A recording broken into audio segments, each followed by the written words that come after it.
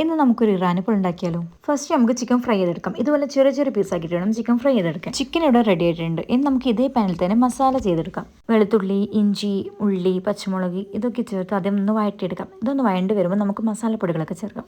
ഉള്ളി വേഗത്തിൽ വഴണ്ട് വരാൻ വേണ്ടി നമുക്ക് കുറച്ച് ഉപ്പ് ചേർത്ത് കൊടുക്കാം. പിന്നെ നമുക്ക് ഒരു പീസ് തക്കാളിയും കൂടി വേണം. ചെറിയൊരു തക്കാളി മതി. അപ്പോൾ എല്ലാം കൂടെ മിക്സ്. ഇനി നമുക്ക് പൊടികളൊക്കെ ചേർത്ത് കൊടുക്കാം. മുളക് പൊടി, മഞ്ഞൾപ്പൊടി, പെപ്പർ പൗഡർ, ഗരം മസാല. പിന്നെ ഫൈനലി നമുക്ക് ചിക്കനും കൂടി ആഡ് ചെയ്ത് നന്നായിട്ടൊന്ന് മിക്സ് ചെയ്തെടുക്കാം. മസാലയൊക്കെ റെഡി ആയിട്ടുണ്ട്. ഇനി നമുക്ക് ഇതിൻ്റെ ബാറ്റർ റെഡിയാക്കി എടുക്കാം. അതിന് നമുക്ക് മുട്ട, പാൽ, മൈദ ഇത് മൂന്നും ആവശ്യമുള്ളൂ. എല്ലാം ഒരു ഐറ്റം കൂടി വേണം. കുറച്ച് ഓയിലും കൂടി ചേർത്ത് കൊടുക്കാം. ഇപ്പം നമ്മുടെ ബാറ്ററും മസാലയും ഒക്കെ റെഡി ആയിട്ടുണ്ട്. ഇനി നമുക്ക് പോളയൊക്കെ ഉണ്ടാക്കുന്ന ഒരു പാനിൽ കുറച്ച് ഓയിൽ ഒഴിച്ച് കൊടുത്തിട്ട് ഈ ബാറ്റർ ആദ്യം കുറച്ച് ഒഴിക്കാം. പിന്നെ അതിൻ്റെ മേലെ മസാല വെച്ചിട്ട് പിന്നെയും അതിൻ്റെ മേലെ ബാറ്റർ ഒഴിച്ചിട്ട് അങ്ങനെ ഒരു ലെയർ ആക്കി എടുക്കാം. കഴിഞ്ഞിട്ടില്ല, കുറച്ച് ഡെക്കറേഷൻ പരിപാടി കൂടി ബാക്കിയുണ്ട്. ഇത് കാണാനും കുറച്ച് ലുക്കായിട്ട് ഇരിക്കണ്ടേ. പിന്നെ എനിക്ക് നിങ്ങളുടെ അടുത്തൊരു കാര്യം കൂടി പറയാനുണ്ട്.